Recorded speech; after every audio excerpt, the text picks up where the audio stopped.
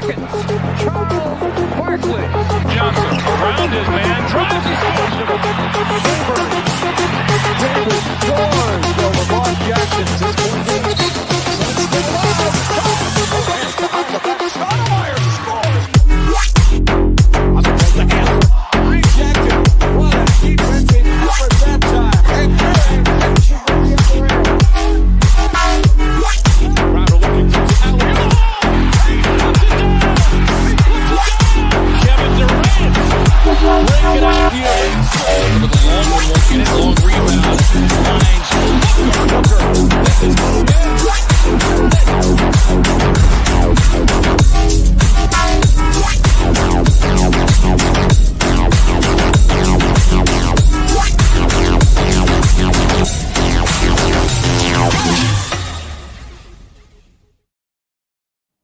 Good morning, Planeteers. Welcome in. You know me as my voice cracks like I'm a 15-year-old little boy trying to have my balls drop there. Welcome in. It's me, Jake, a.k.a. Fallen Founder. You know who I am. And let's turn first to Kev and see how we're feeling. The thriller from Manila. He's got a red horse with him today. Let the folks know what you're drinking here, Kev. I do, and it's not a literal red horse. It's a beer. Filipino beer here. You sliced open a red horse and you're devouring it right now. But welcome in, Planeteers here. Another episode to talk about the Suns, and we can't wait to get this started. We were 2-1 this last week, so that's a winning record thing. By any stretch. A winning record, and let's turn it over to our guest here. That's right. Well, the king of Carmenere, he's hurting a little bit, so he's not drinking more alcohol with us. But you guys have seen him in the chat. You've seen him on the show when we visited Chile. Welcome back, JC. Hello, guys. Thank you for inviting me. It's an honor to be your guest.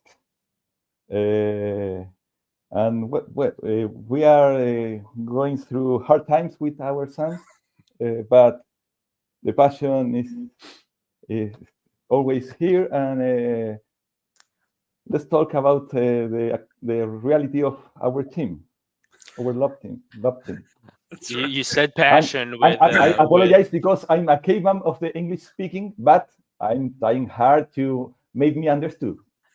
See, this is what I like about having JC on the show. We're helping him practice his English, and then he's the one bringing all the passion, although he is hungover right now. So the passion is like, I got so much passion. Mucho pasión. I thought he sounded, I thought you sounded doubtful in your passion because, the situation of the Suns right now. That's true. It's true. It drives a man to drink, this Suns team. That's for sure. And you know what, Planeteers, we've got to do, because I was just showing this to the guys backstage. I'm drinking everyone's favorite local beer, a Xingu black beer, which is smooth as silk.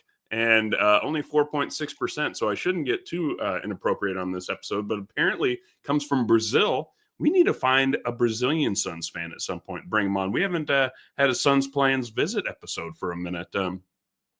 Was the last one, I think, was when we visited Canada. That was a good show. JC, did you see the one where we went to Canada?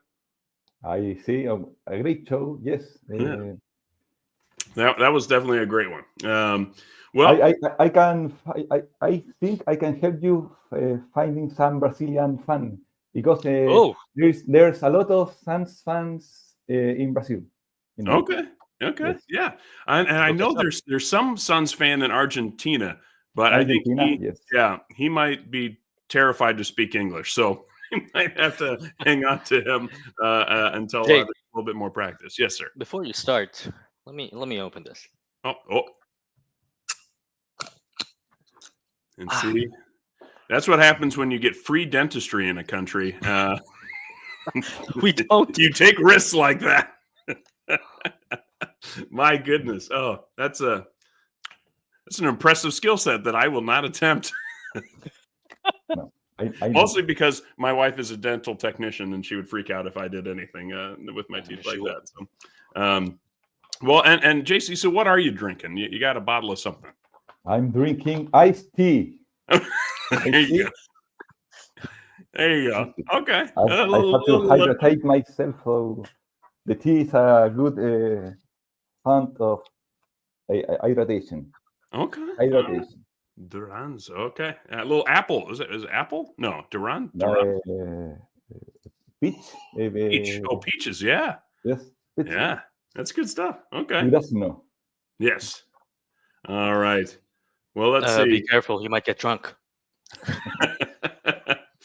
Let's go ahead and dive in then to the first game, which like Kevin said, we had a winning week. It just maybe didn't quite feel like that with how it's been lately. But this is what we wanted to do. I think I predicted 1 and 2. I think Kev, you said 2 and 1, so I think you get this one.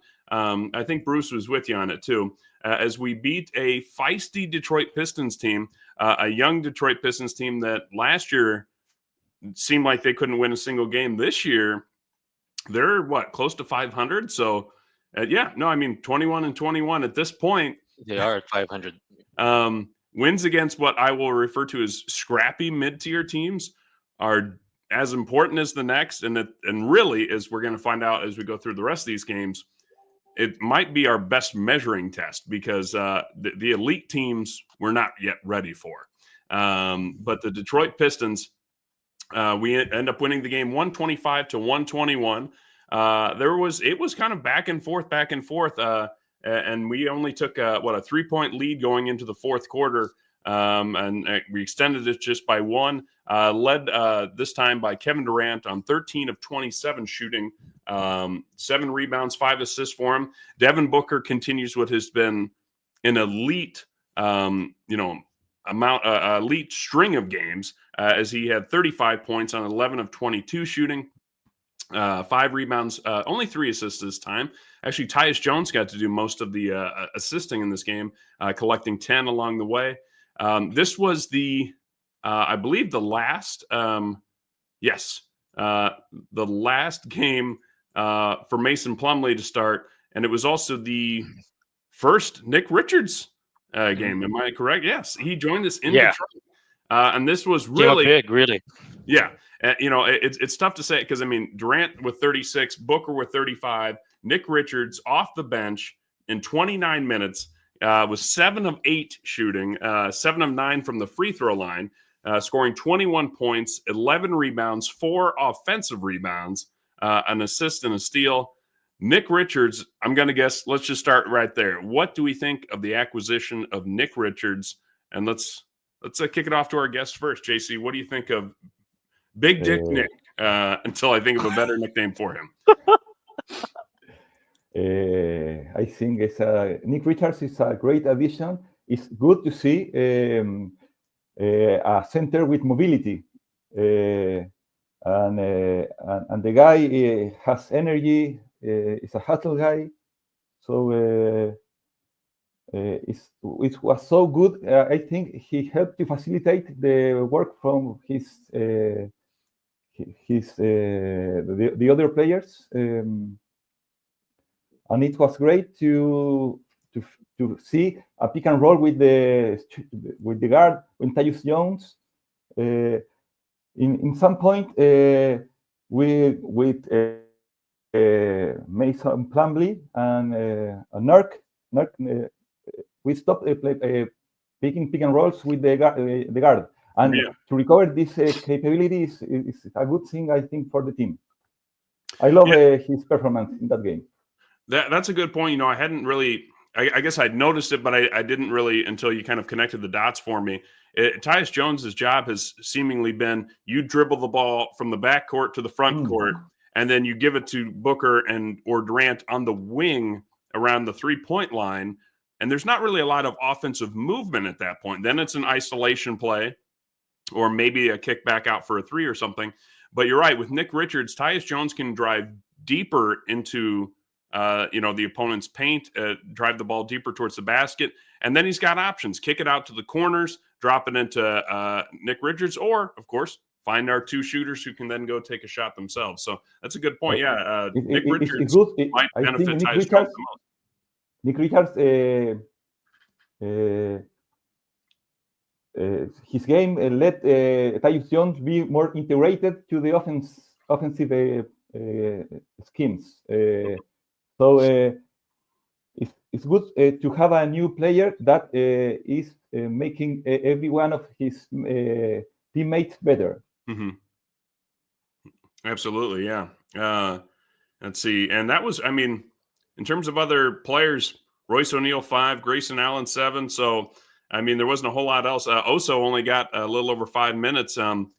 Kevin, are you surprised how quickly? I mean, we'll get into the next two games too. Nick Richards is starting after one game. Are you surprised how quickly he came in? And he was a backup for the Hornets. I think when he came in, like, the expectation was, he's going to start, especially with Nurkic already being out of the rotation. So I wasn't that surprised that he started the second game, but he really did play great. Was a great boost off the bench on that first game that he had versus Detroit. As a result of that great game, the Suns actually out rebounded the number 11 ranked Detroit Pistons in terms of rebounding by 7. So you could kind of see the effect that Nick Richards already instilled in this team. So I'm pretty big on him this early part of his tenure with the Suns. I should note that Bradley Beal was not able to play this game or I believe the next two. He's probable for today's game against the Wizards because, of course, he is. He likes to play against his old Wizards team, and he missed the last one, so he's not going to get another chance after tonight. So no Bradley Beal, and we were able to put the Pistons away. It's the Pistons. Cade Cunningham's really been coming on, but he did not look strong in this game, shooting 7 of 26 to get 20 points. He did have 11 assists. Jalen Duren, a center that I really am always impressed with. He had 15 and 10, and I think you're right. Without Nick Richards, those numbers could have been a lot worse for the Phoenix Suns. They have Oscar Thompson didn't do too much against us. Tobias Harris was really the leader for the Detroit Pistons, which is a name that I remember for the longest time was considered the worst contract in the NBA. Tobias Harris, when he went from, I think, was he with the Chris Paul, DeAndre Jordan, Blake Griffin Clippers? Was he like the fourth man of that group? And then he goes to the Philadelphia 76ers to play power forward with Joel Embiid for about 5-6 years on a max contract. And everyone's like, what are you doing? The guy averages like 16 points a game. I mean, he's solid, but like Tobias, it's just kind of interesting. He's a quality player. He should never have had that big max contract. But he led the Pistons in this matchup. He's kind of like a Royce O'Neal. Only Royce O'Neal doesn't take a lot of mid-range, but he's that type of guy. Yeah, a decent defender. I'd say above average, but a very expensive Royce O'Neal type of. A very expensive. Yeah, Royce O'Neal. very expensive. He's the Rolls Royce O'Neal. We got the basic package. The Pistons thankfully got a better contract with him. That they downsized him as well. But I wanted to say as well that I appreciate the effort that Ryan Dunn put in to clamp down Cade Cunningham on this game. Absolutely, yes. And it was necessary too. I mean, like I said, that this Pistons team, well, the Suns in general have struggled with teams that are young and actually competitive. There's teams that are young and I don't want to say trying to lose, but as we talk about the Nets game, it's young guys that just probably a lot of them won't be in the league, in a year or two. There's a lot of names there that I did not recognize, a lot of names that I will not recognize a year from now playing in that game. The Pistons are trying to build something, and they're trying to be competitive, and they are right now. And that means a hungry athletic team, which is where the Suns have struggled this year because we don't like to get out and run too much. And so that's why we've been upset a couple times by was it the Hornets? The Hornets and a couple other lower tier teams. That's why we got frustrated with the San Antonio Spurs last year, and Wemby just kept beating us. And just like, wait, why is this team so terrible? But when they play the Suns, they can just beat us. So it's been a struggle, and so it was very important to get the win. I think this was the game really that was kind of the toss up. for the Planeteers was, we expect to beat the Nets. The Cavs game was going to be tough, and but if we could win the Pistons game, maybe we get a little, momentum going. And so we'll see. But before we move over to the Cavs game, guys, I did want to ask you a quick question. Here goes a flash, savage slam dunk. Rebound with the sound of this welcome funk. Bossy and beast. The eternal flu. Yeah, I was gonna say, is this the worst flu since COVID? I mean, this guy, everyone has heard about the Michael Jordan flu game, where he needed fluids and Scottie Pippen's helped him to the sideline, and Yusuf Nurkic had the flu, and then it was such a bad flu that he's doing at-home reconditioning to try and get back on the court. I'm told he's off the injury report today. But he obviously missed this game, missed all week with the flu. I don't know. Well, JC, you're drinking tea. I'm going to ask you to read the tea leaves right now. Is Yusuf Nurkic sick with the flu, or is the team just not want to have him around right now? Absolutely. I think the management of the team is trying to send him somewhere. I think it's more entertaining to know what is happening with the management in this moment. I think Matt Ishbia can produce a documental about the calls they are having in this moment, trying to send Nurkic to somewhere or Bradley Beal. Absolutely, the team took a decision. The decision is that Nurkic will not play longer with us, and it's obvious that they are trying to move him somewhere. Yeah. And I think that's what's kind of just incredible to me, because it was last episode we were talking about how desperate the Suns were for somebody that could rebound the ball. Mason Plumlee was getting crushed. Oso was getting manhandled. We know that Nurkic has his limitations, but he's usually a good interior defender and a good rebounder. And even if you wanted him off the bench, he would still be more of a plus than a minus. And so I'm curious if it's just if it's a refusal for him to come off the bench. But obviously now that Nick Richards is here, Yusuf's been essentially demoted to fourth string center. And, and maybe you're right, JC. I mean, so we just got to wrap him in bubble wrap. But you see, we're not doing that with Bradley Beal. As soon as Beal's ready to go, I think we'll see him on the court. And if he's already gotten injured again. He twisted his ankle. And so if we're trying to trade Bradley Beal, who gets injured more often, I feel like we should be like, Brad, you sound sick. You should stay home for a while. So I'm a little curious, Kevin, what are your thoughts on Nurk's just, worst flu of all time? I can hear you. Yeah.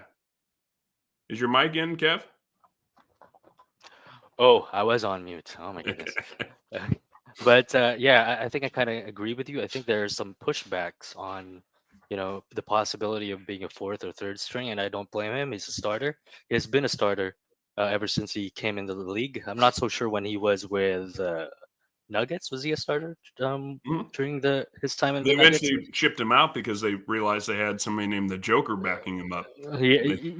But Portland, how many years that he spent with Portland, and then of course he expected to start, and I think it hurt his feelings when he got benched. So I think there's some pushback in there, but I think it's going to be up for the GM, the coaching staff, and if they are to retain him, to convince him to play that second. I think he would be a great backup. Don't get me wrong, like the first man off the bench, because all the tangibles that he has, great interior D, rebounding. You can't just really depend on him in terms of finishing towards the rim. But if they could, but again, he's an expensive. It's going to be an expensive off the bench guy with that $19 million of contract. I think it's an expensive backup center, but I think But I he prefer is still him essential, I think. I prefer him over Plumlee. Plumlee Yes, is thank you. playing very bad. Yeah. Uh, Plumlee has like 1 or 2 plays a game where you're like, oh my God, you can do something. And then after that, you're like, I don't know where he is on the court. Plumlee lost any offensive capability is lost for him. It's incredible. But he attacked the rim. His energy level. I don't know. I would prefer have Nurkic as a backup center from Nick Richards, but I think he don't want to play in that position. So he's with internal flu. But I would love to talk with him and explain. We need you as a backup center, please. We want to play with us. Yeah. Well, and that's what's sad to kind of see the downfall, I think, a little bit is, and we kind of joked about it last episode, I think, too, that Nurk is no longer following Booker or Kevin Durant on social media. And I thought He's they had angry, a good absolutely. relationship playing on the court together for a while. And so there's something here that, I don't know if management and the players just said, hey, Nurk, it's for the best. If you want, you can stay at home and have the flu and not travel with the team anymore, because I'm sure it's not the most comfortable thing, even on a private jet, to go put a 7-footer who's almost 300 pounds on a flight and just be like, yeah, don't worry, we're flying all over the East Coast. I'm sure he'd rather just sit back at home and be like, my flu. I'll run on the treadmill tomorrow and try and get ready for the next game. But it's I think you're right, JC, is I think he's better really in probably every way than Plumlee. And that's not a knock on Plumlee. It's just that Nurkic, I think, is a little bit better. And so I don't, the Suns could certainly use that because we are using Plumlee. And we need that bigger body. Nick Richards, I mean, he obviously impressed me out of the gate, but he's not as big as Nurk or even Plumlee. He's a little bit bigger than Oso, but that's kind of the problems we've seen with Oso, is that he can kind of get pushed around a little bit. You don't push Nurk around. Nobody's really shoving him out of the way, So it's kind of disappointing to see that that's become the Nurk situation. Is don't Kevin, you're not laughing at Darth Voida's comments, are you? Don't read don't read the comments, Kevin. I'll let you know that this is a terrible comment because the answer is clearly no. Jeff Green is a quality wing defender, and Thank you, Mr. Voida. All right, I think you really like that trade idea I had last week. Let's see. Well, let's touch on. You guys ready to go to the Cavs game? Ooh. Let's do it. Let's get it over with. Yes, let's get it over with. Now, this was a game coming into it that I thought, okay, wait a minute. Nick Richards, what a shot of energy he put, with this team. I thought, okay. Excuse me. Bradley Beal did play in this game, so I thought, okay, Bradley Beal's back, and perhaps most importantly, Cleveland was down Evan Mobley and Isaac Okoro and Karis LeVert, so they were down some people. But mostly it's focused on Mobley, who has had a phenomenal year, as that playing the power forward position for Cleveland. It did not seem to matter as the Suns were just crushed. 118 to 92. Donovan Mitchell, Spider, had his way with 33 points, 5 rebounds, 5 assists. Jared Allen, in 22 minutes, had 12 and 11, 5 offensive rebounds. Darius Garland, in under 25 minutes, had 16.7 assists. I'll put it this way. They were able to play Tristan Thompson against us for 26 minutes. Oh. That tells you how bad it was that Tristan Thompson was able to get so much play. And he had 10 rebounds. He's kind of like a Jeff Green guy, really quality veteran, wily vet. I'm just going to throw that out there. And that Jeff Green was drafted in the same class and onto the same team as Kevin Durant, so there'd be chemistry there. Anyway, the Suns, this was not their game. The first Nick Richards start came with 4 points and 4 rebounds. He looked a little lost at time. Well, the whole team looked a little lost at time trying to get him the ball, move the ball in general. 6 turnovers for Devin Booker, 3 for Kevin Durant, 17 total. The Suns were led by Kevin Durant, 23 points on 9 of 16 shooting. Devin Booker had 15 points. This kind of ended his streak of very solid games. Tyus Jones had 13 and 4. I mean, there was just, I don't know. Besides Kevin Durant with his 23 and 7, and what have I said in the past, Kevin? Like, Kevin's not doing anything wrong. Even our terrible games, he's going out and getting his and doing it very well. It's just not result. It doesn't seem to lift up a lot of the other guys, and Kevin can't do it by himself. That's for sure. So this was just a tough game all around. Kev, what were your takeaways besides flush it and move to the next? Yeah, you know what? This is a game where I was still working, uh, so I didn't get to focus a lot on the game because or else I'd get fired.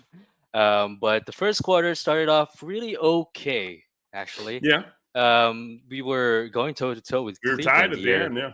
Yeah, and when the second quarter with the second unit out there, we just got crushed, and that was the beginning of the downfall.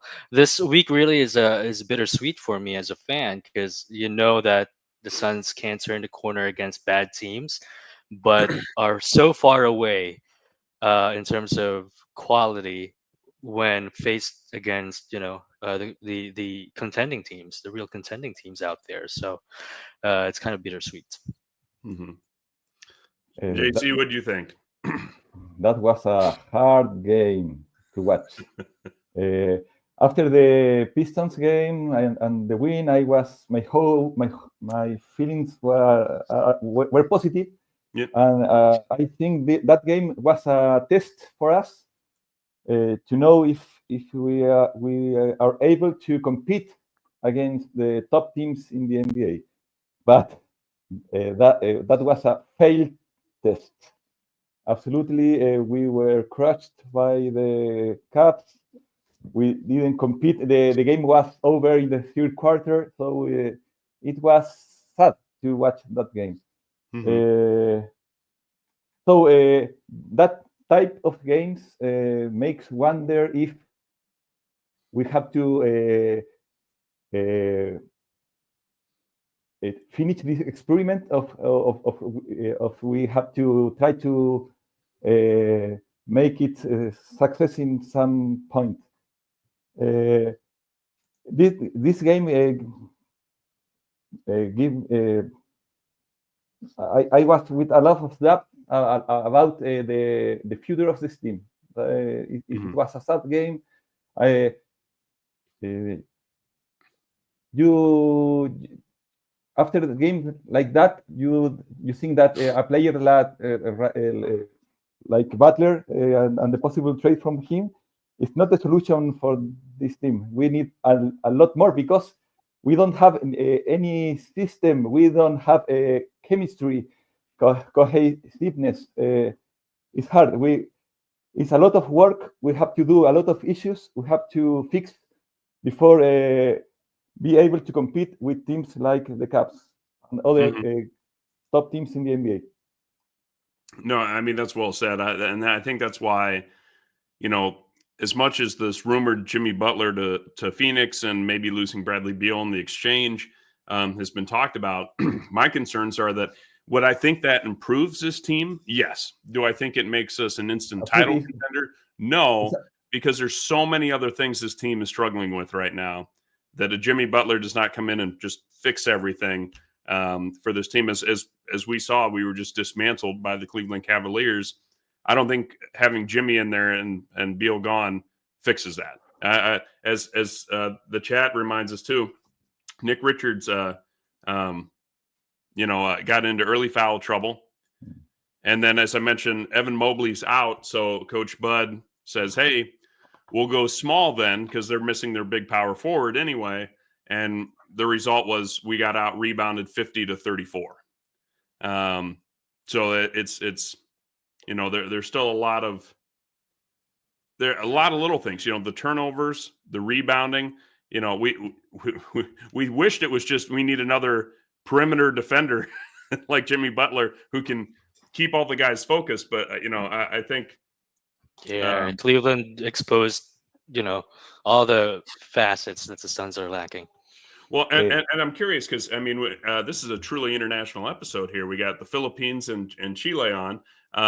Detroit was like when you text a girl that you like and she texts back right away and she's like, "Hey, how you doing?" And you're like, "Oh, she does like me." And then the Cleveland game is when you send a text and she doesn't respond at all, and you're like, "What happened? Why is she giving me the cold shoulder? Why is she so icy now?" You want to hang out, and it just goes unread for days, and it was just painful to watch that we are, I just don't know how much we're really. This has been a long stretch. We talked about it earlier this month that we were going to go through a lot of bad teams and a couple of good ones like the Cavaliers, but mostly bad teams. We needed all the wins we can get, so that's important. But does it feel like we're building on anything? I'm not quite sure, but let's step into the boom room, and so I can take a swig of beer. What's the name of that nightclub of yours again? You talking about the Boom Boom Room? Yeah, the Boom Boom Room. That's it. Yeah. Yeah.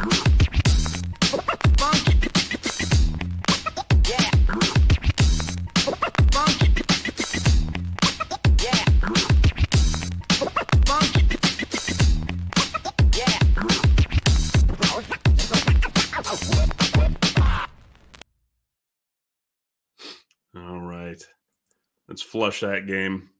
And no, some of the guys are saying, hey, we need a physical 4 and another physical center and Levine or Butler. That's a lot to happen. February 6th is the trade deadline, so that'll be a week from this Thursday, this coming Thursday. And then, Darth Voida in the chat asked a good question. What is the solution for this team? How do we get there? To which Suns Fever responded, at this point, what else do we have besides the Jimmy Butler deal?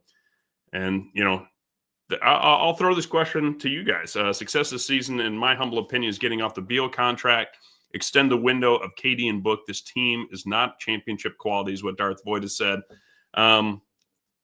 Let me ask you this. Do we need to reassess what success is this season? Do we need to accept that we're not a championship team? I think you decide before the trade deadline. Well, I would hope so. Because that's going to be our last chance to make the decision, yeah. But I would agree with John on that one. You guys are married. It's kind of like getting married. You want to decide whether or not to give her a ring before she meets you at the altar, right? Before she gets up there in her bridal gown and stuff. Hopefully you decide before then whether you want to get married to her. Well, I think you would think that at this point we've already accepted our fate. You know what it is, JC. You know what it is? It's because we were in the finals. What, 3 years ago? 4 years ago? 3 years ago, right? Yeah, and we were 2 games away from winning. We were a young team. We were a team with chemistry, with future, and now we are an old team with no chemistry, no hustle. It's so hard to realize our reality. I think this season is a lost season, and as John writes. The main goal for this season is try to be free of the Beal contract. This is the main objective, and try to construct some chemistry, but some system, but something to construct for the next season. Mm-hmm. I think this season, this season is lost. We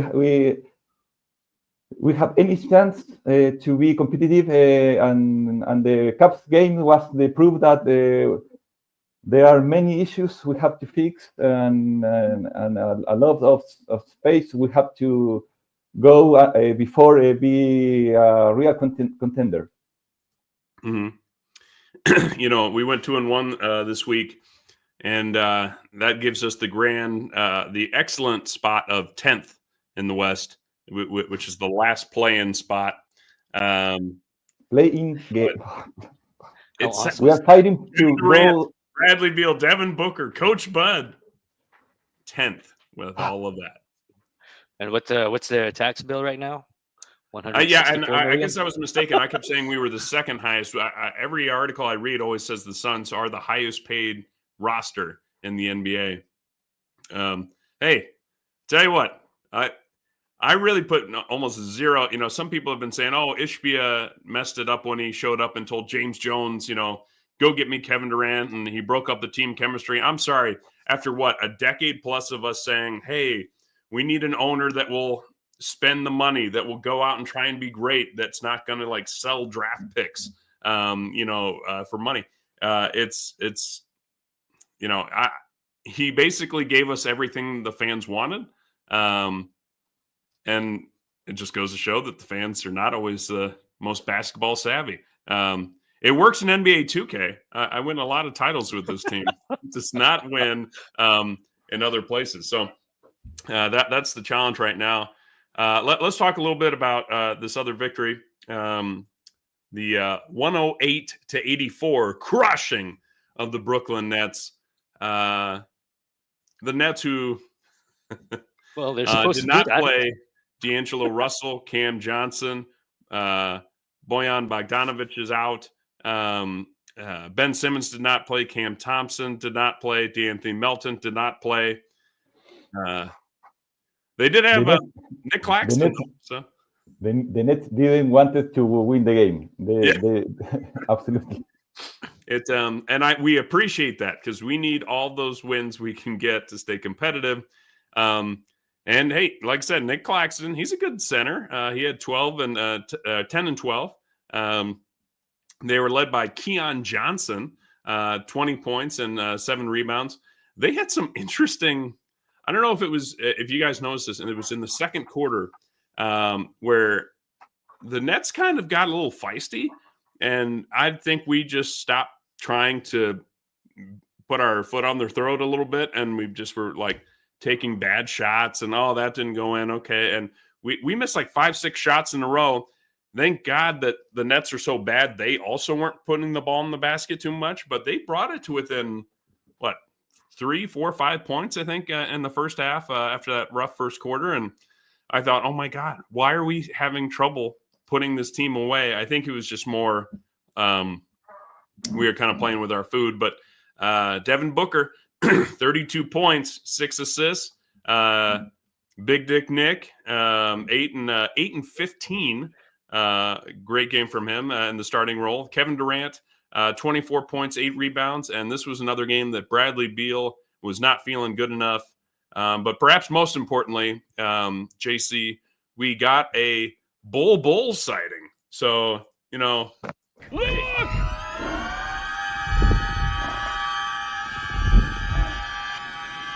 It's Bull.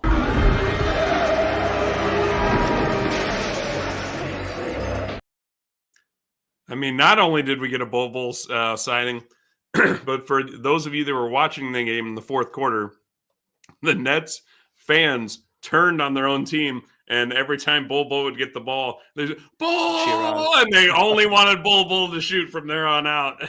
And I don't know if Bull likes that at all, because it's kind of like, oh, the awkward kid's going to try and score. Let him score. But he did. Bull was able to get 4.5 minutes in the game. He had 1 point, 3 rebounds. Clearly, he's the savior of this team. But JC, what do you take away from this game? Besides that, it was a good little workout for our team. The game against the Nets, ugly game. It's difficult to feel joy watching our sons playing games like that. The game was competitive till the third quarter. I was watching this. Why we are competing? Why this game is so even? This game is, Yeah. the Nets are atrocious, and it's an even game. finally we win the game comfortably, but it's hard to watch our sons play. The lack of joy is impressive. The lack of excitement the Suns produce in fans is terrible. But the best moment was to watch Bol playing and the public supporting him. I think was the epitome of the game. But ugly game to watch. After I think the NBA will suspend the Suns and the Nets for games like that.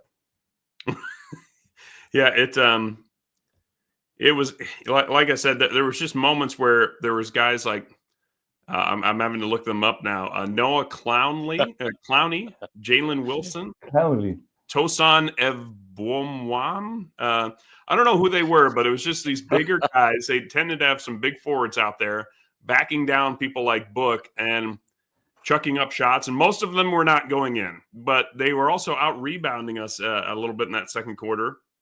And in fact, it was 52-48 for the game. So, we won 108-84, but we lost the rebound battle by a few. Something you don't usually see that often, where it's a blowout, but you're still being out rebounded. Kev, what do you think of the game? First of all, with what you said earlier, I remember my high school days when I'm about to get into the game, and usually the game's And over. everyone starts saying, Has "Go, been Kevin! decided. Kevin's in the game!"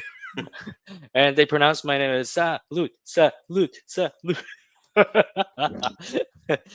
So those brings back the memory. But about this game, when you have a sorry team, when their fans go online and say no excuses, this team should win 20 points with all those guys out. Yeah. That's my main takeaway. But yeah, it was too close for comfort in that first half, but but then again, a win is a win. You bank those wins as much as you could, especially if we're past halfway point of the season. That's a good point. Well then, guys, I've got a question for you, since that recaps all three of the games this week.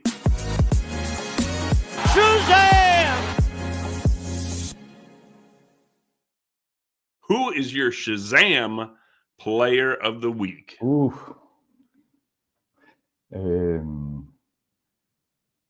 Difficult question. Who is the least bad player of the week? I think this is the category we have to. We had a couple standouts. But At least bad player of the week. The last 2 weeks, we have seen our stars, Devin Booker and Kevin Durant, playing better. We recovered Devin Booker, and I think that is a good signal for us.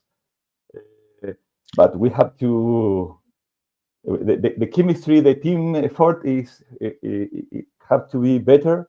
In this period, I think maybe Grayson Allen is playing better. Is playing like last season. And I will give the award to Grayson Allen. Yes. Grayson Allen. Yes. Oh, that's a curveball. Okay, Grayson Allen getting the nod. Well, he was solid. I'll give him that. And in this last week, 8 points against the Nets, 10 against the Cavs, 7 against the Pistons.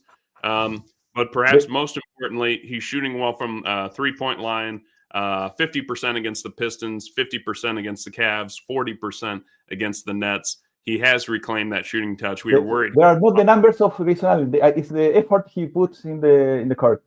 I think he defends well. He goes strong to every ball. I love his hustle. And I think I give the award for him, but because you know what it is for me with Grayson is I like his hustle, and then I have to remind myself that I think he's like 28 years old. Is that right? Grayson Allen is, let's see, he is 29. Okay. Reason why I bring that up is because he has gray hair everywhere now. So he looks older than us, but he's sprinting around the court, something that we probably could not do, the three of us at all. So it looks like an old man that's trying. And then I have to remind myself that he's almost a decade younger than me. So That's why he's Grayson, because of the gray hair. that's right. That's right. Or because Kevin Durant and Devin Booker have added to his grays with their inconsistent play. But well, who do you got, Kev? Who's the Shazam player of the week? Well, I was going for Book, but I saw that 3-point shooting percentage in the last 3 games. It was not good. So I'm gonna go with KD here. 27.7 points in the last 3 games, and what do we have here? 2 blocks. He's still the lead, the team leader in terms of blocks, and 7.3 rebounds, 43% or 44% shooting from the 3, and 51% overall in the field. So KD is my player of the week. Shazam. All right. Let's see here. We have a KD drop, right? You know what? I should have kept some of my old drops too, but let's give him his drop as well. They go to Kevin Durant. Out to Durant. Here's his 3.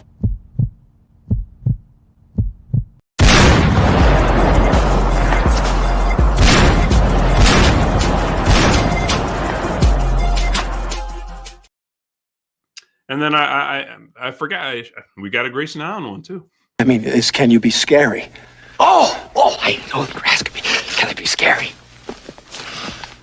What do you think of this? I'm Grayson Allen. And it still makes me laugh. But I'm going to give it to the newest son. How about Nick Richards? Nick Richards comes in.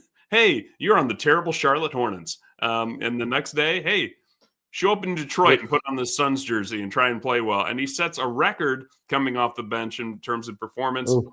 The next night, obviously not so great against the league-leading Cleveland Cavaliers. But against the Brooklyn Nets, 8 points, 15 rebounds. So in his 3 games, let's see, 26, he has 30 rebounds and 33 points in 3 games. Not bad for showing up to a team and being told, hey, we need you to be amazing because we want to compete in the playoffs moving forward. So I'm going to give it to Nick Richards, who we don't have a drop for yet. But I was leaning towards, I thought Book was going to be my backup. But yeah, then you reminded me about his 3-point shooting was not the best there. 29%.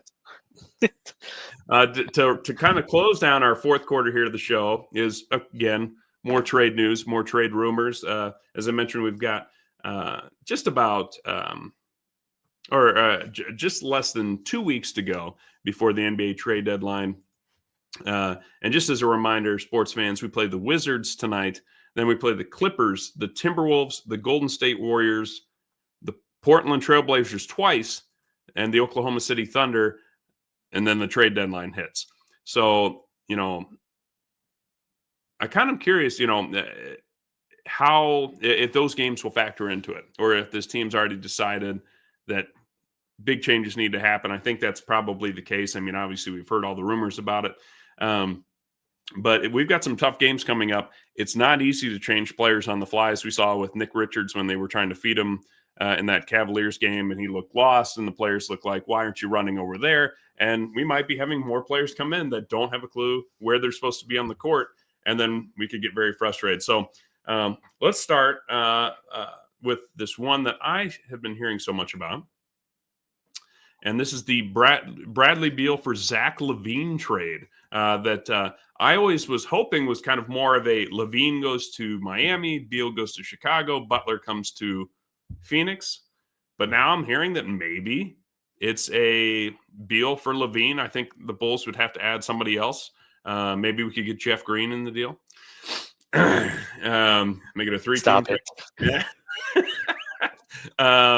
But I apologize if it's a little harder to see there. I'm not the most techie, but yeah, I mean, it's weird because I remember Zach LaVine was like in the doghouse last year, right? Like I think he was struggling, and then he broke his ankle, and the team's like, yeah, don't even bother coming back. And then this year, the Bulls aren't doing super well, but neither is our team. And excuse me, if the let's take a look.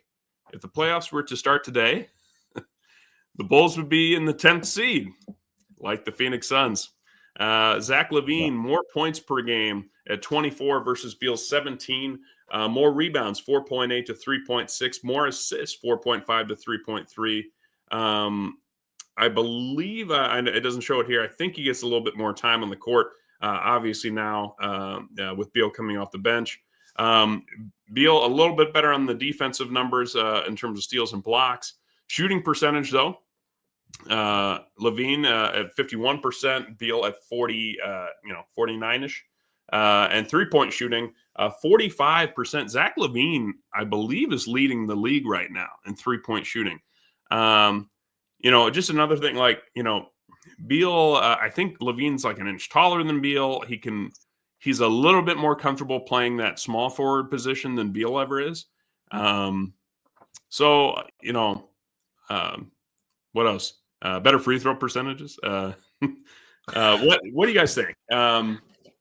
If it, both the LaVine is overpaid, but so is Beal. So is Bradley Beal. That's a no trade clause. Yeah. Two overpaid players. I think LaVine has a player option as well as Beal does too, and if this was the trade deadline move, and let's say there's somebody else that gets thrown in from the Bulls that is not one of the bigger names. I don't know why Suns fans are enamored with Patrick Williams. That guy has never panned out. And how long is that guy going to get a chance to be a quality player? I think he was like the 4th overall pick, and they're just still hoping he does something. If this is the deal, the big trade deadline deal, what are we thinking? He's a little younger too than Beal, I think. A year or two younger. It's younger, yes. Yeah, I mean, it's not substantial. He's 39. Bradley Beal's what? 30. 30. Yes. Yeah. So, or 31. Yeah. So 29 to 31. So you get a little bit of that. They both have injury histories. So I just JC, take a crack at it first. If this is the deal, how do you feel? If this is the deal, and we don't have any other options, I will go for the trade, because I think the main goal for us this season is to be free of Bradley Beal contract. Mm-hmm. And yes, I go for it. The no trade clause that Bradley Beal having his contract got us as prisoners of his contract. So I don't like the fit of Zach LaVine in our team, but if we have to receive him to be free of Bradley Beal, I go plenty for this trade. Well, and maybe one of you guys can break it down for me. As I was looking it up, Bradley Beal's from St. Louis, which is not Chicago. I don't know why he would want to go to Chicago. Have you guys read why he? So obviously he would have to waive his no trade clause, and he would have to go from an elite team like the Phoenix Suns sitting in 10th place in the West and go to an elite team in the Eastern Conference in Chicago that is sitting 10th in the East. Why would Bradley want to do this? Or would it simply be because he could go back to starting for a team? I mean, I don't know what the draw would be for Bradley. Probably be that guy for the team, number one option in offense. It's not sounding bad at all. I don't know, but that Colby White, yeah, they're desperate to get something out of him too. But yeah, in terms of efficiency, Bradley's probably going to be your better offensive player. Right. But to me overall, relative to what has John has mentioned earlier about the chat, if you reassess what success means, and getting off Bradley Beal's contract, and you do it for that sake alone. Because in terms of fit, I think Zach LaVine's just going to turn into another Bradley Beal. Absolutely. Yeah. Yes. That would be my worry as well.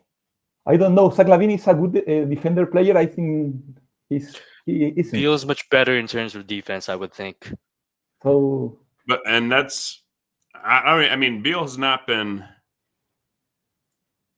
I mean, he might be at average at best on good nights. That would mean LaVine is below average on his best nights on defense. Yeah, I'll put it this way: LaVine's not going to be an upgrade, I don't think, on defense. But I don't think we're going to notice it too much in terms of the differential. Yeah. See those averages, 24 points a game, go down when he gets to the Suns. Absolutely. Yes. I agree with that. I think Zach LaVine is no an improvement over Bradley Beal in terms of success for our team. But if we have to receive him and to be able to be free of Bradley Beal contract, we have to go. It's the only reason I will go to with this trade. Mm-hmm. Yeah, it's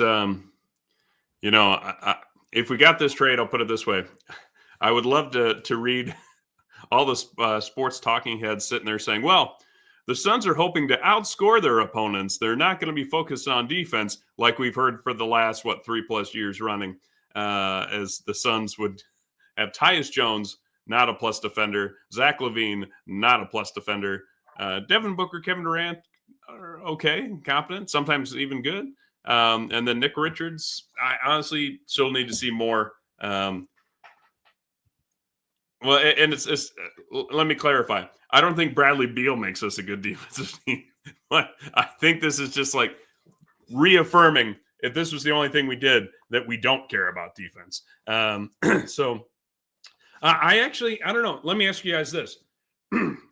If it was this or Jimmy Butler, do you guys take Jimmy or do you take Zach LaVine? Butler's probably a better fit, but Butler's significantly older, and he's going to want a much bigger contract, which might be harder to get off of a year or two from now. Well, that is a great question, but since we're so far down the rabbit hole, then let's just go with basically that's what I'm wondering. We're digging a hole. Do we just keep digging and see if we pop up on the other side of China, or do we say, hey, let's come up for air and maybe just see if we make a splash in the playoffs? If not, we can get off of any of these contracts next year. Because LaVine will be 30 then. Somebody would want a contract that's not going to – I mean, it's a big contract, but it'll be more tradable, right, than Jimmy Butler on a max at 36 or 37, right? Yeah, I don't know. You guys are as excited for these trades as I am. It's so hard in regards of Jimmy Butler's situation. I think he's a better fit than Bradley Beal, absolutely. But he's old, and I don't think he fixed all our issues. But absolutely, he give us a window of another season to try to be competitive. I think that is the goal. But I don't like to be to give the extension of his contract. I feel okay with bring Jimmy Butler here, but I want to be free to and give and have the window to find another players and better the roster and to have a more a better roster around the, KD and Devin Booker. So I want him for this season, but if the experiment failed, I want to be free to don't give the extension to Jimmy Butler. That's my concern. And that's the tough thing. I don't know if if Jimmy would even say he'd want to come to Phoenix then, unless he knew that he was going to get paid, for at least, next year and the next, I'd say 2 years after that. So maybe a 3-year Right. contract after this year. Well, what I've been hearing is like 2-year full max contract of an extension is what he wants. But you could construct it this way: go for Jimmy Butler, and then if he wants that extension, maybe see what's going to happen this year and then the next. Construct his contract where you pay him a lot of money in the first year, and then something that's decline it? tradable in the second year. Yep. Interesting. Well, and keep in mind, he's 35 now. He's got his September birthday. So let's say we sign him to even a max declining contract, cutting 10% out or 5% out each year after that. I think you can do. There's some player that has that kind of deal. But, you're talking, so a max at 36, close to a max at 37, not quite a max at 38. It's tough. I think Jimmy Butler helps us more right now. If this team thinks that they're ready, that we can actually shoot off like a rocket, you go for it. I don't think we're there based on how we've been playing. So I'm not sure if I would do it. The other one that I see Mr. Voida threw out there for us was, would you trade Grayson Allen for Obi Toppin if you can? Obviously, we talked a little bit about Grayson Allen has kind of regained his shooting touch. I know Obi Toppin got a little shine on Bright Side of the Sun as a trade target by our man Bruce from Suns Digest. Yes, sir. Obi Toppin right now averaging 10 points, 4 rebounds, 1.5 assists, 35% from three. So you're going to lose quite a bit on the 3-point shooting. Yeah. But what you get with him is, I don't know, a lesser Jeff Green defensive presence. What do you think, Kevin? What's his defensive rating? Defensive rating. Let me pull that up. I don't know. Where am I? I'm looking at Basketball Reference. Okay. Not bad. Okay. I have watched games for Obi Toppin, and I think he only plays well against us. Every game of Indiana that I watch, he plays. JC, that's why Suns fans love him. It's like, go get me Jordan Clarkson. Why? Because he kills the Suns every time. It's incredible. So I watched him playing against us, and I think that is the player we need. But you see any game of Indiana Pacers against any team, and he sucks. That's part of the Suns' identity. Some random guy would play like an all-star. So true. That is in the culture. He's 26 years old, 6'9", 220. I mean, we're getting a younger big man basically to play the 4 in exchange for a Grayson Allen sharpshooter. Yeah, I think it would make sense to me if we're trading Royce O'Neal for Obi Toppin, then lose some of that. I would agree. I like that. That's a great point. Because I feel like Obi would just go stand in a corner, and I think Grayson holds his own defensively fairly well. I mean, he got all beefy during the offseason too, so he can stand up against some bigger guys now. And don't trade it. I would not do Grayson Allen for Obi Toppin. Yeah. And if that was the only trade we made, I'd be very upset. Me too. I'm sure that won't be it. Well, guys, let me ask you, because we're at time now. So we're going to do predictions for this week. But let me ask you first. Do you think Bradley Beal would not waive his trade clause? It's kind of like you're playing an online game and with some random guy that you're like hoping's be your buddy, and then as soon you're hoping he's going to do what you ask and like press the button, but he doesn't do it in the end. I don't know. It's a little bit like I'm a little nervous that Bradley could just be like, "No, I'm not going to Chicago." I think it would be more sensible for him to go to a team like a Milwaukee Bucks, who's actually gonna compete. contend for But championship but team. do you think makes sense for the Milwaukee Bucks to have Bradley Beal in their roster? I would make surprisingly think it does. That one Yeah. actually makes the most sense to me, and for this reason. Dame Lillard played a lot of his career with C.J. McCollum, another undersized guard that got to play basically the two with him. And Giannis needs that additional outside shooting. And Chris Middleton might actually be less available than Bradley Beal has been. So if all you're losing is a Chris Middleton type player in the end, and maybe a Bobby Portis or a Brook Lopez, Giannis is playing unbelievable. I think you give Lillard a little bit of help in the backcourt, and you roll the dice on it. The problem with the Bucks right now, I feel like, is they're good. They're not good enough right now. I don't think that they take out the Celtics, Boston. Cavs, or even the Knicks right now. I think the best that they could hope for is a fourth place in the East. But I don't know.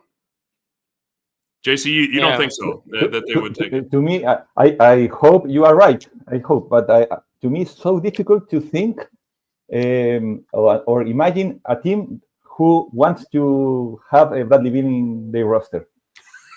Well, no, we got to think positive here. Everyone wants Bradley Beal. You're selling him short. His contract is horrible. His contract with the no He take used clause. to average 30 points at one point. No, But Right. then again, that's my opinion.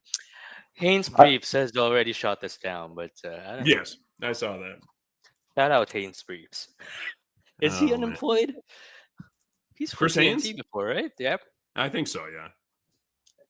Well, I don't know his employment status. No, we should ask him if he wants to come on Suns Planet.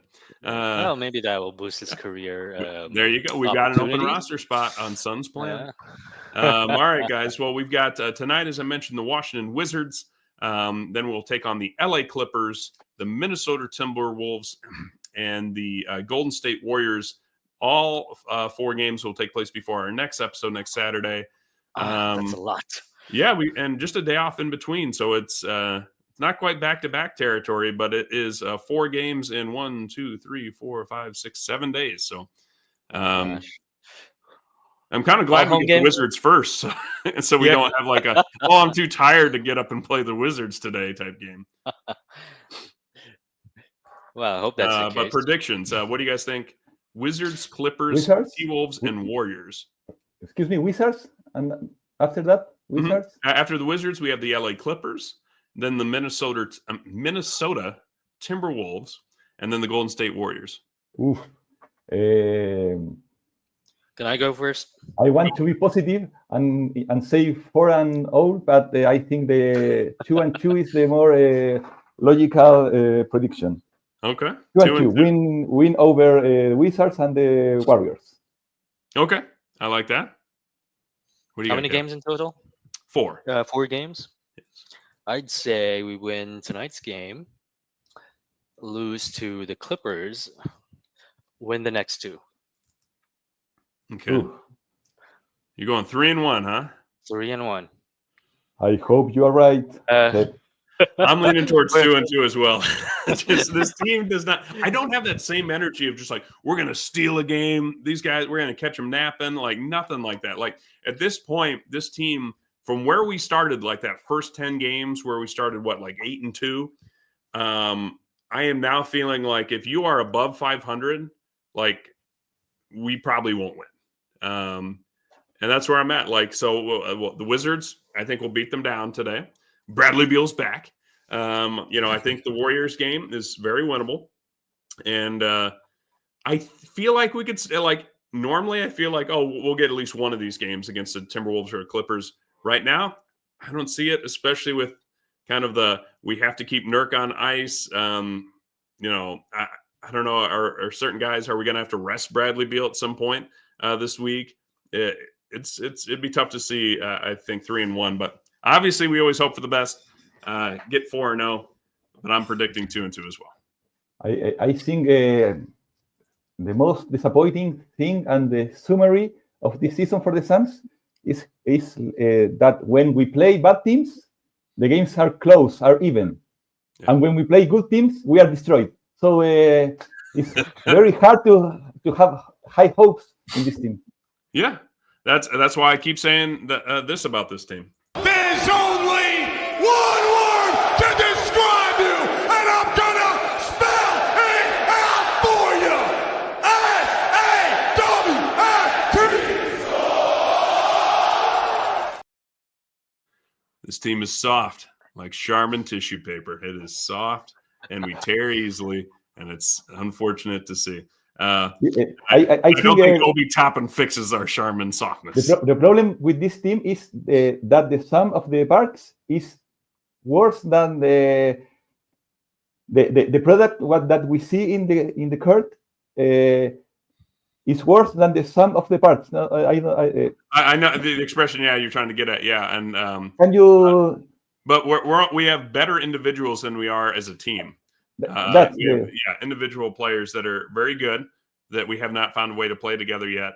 And I don't, I'm just waiting for people to start saying, well, fire Bud or fire Coach Bud and find a new coach that can make it work.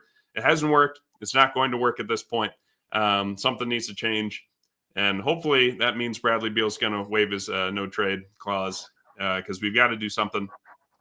Grayson Allen, Royce O'Neal, tradable contracts. We don't need Monty Morris and Tyus Jones. One of them could go somewhere, maybe pick up another pick that we could throw in because we can't put more than one player together in a trade. That's going to be the tough thing to do.